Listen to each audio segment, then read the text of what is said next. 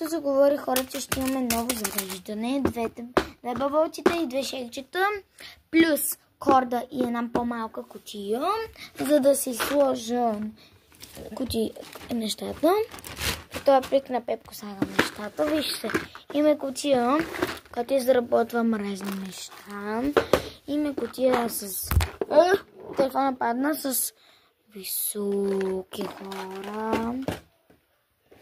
Имаме кутия с маниста. Имаме 2 микса.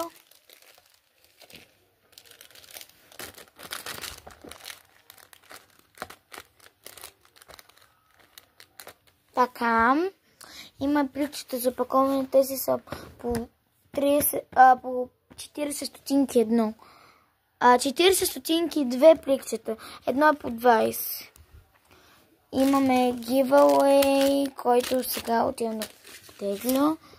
Имаме едно пликче. Благодаря, че си го взе. Тук 80 стотинки ще напълня неща. И ще се... Няма да се връщам просто. Имаме чакачи. Трети микс. И една гривна, която мисля да я добавя към giveaway, ще помисля. Имаме още един микс, който е за колко? 1,70 лв. Най-ефтиният ми. Не. Тези лъжички да слагам поръчките. И ето това пликче, хора.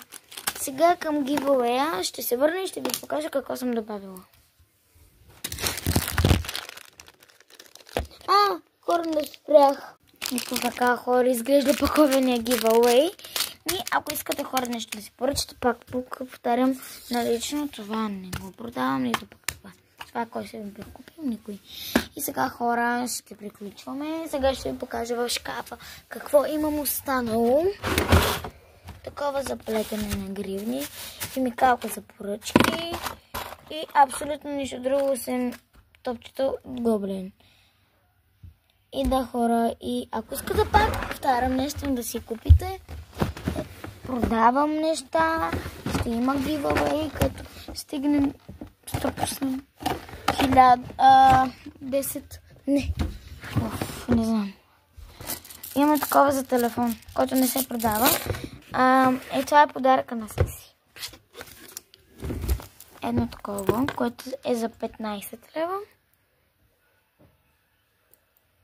Шегувам се, това е моя, не го продавам. Ако искате, хора, пак да си купите от мен, на лично съобщение в TikTok Светина Калинова.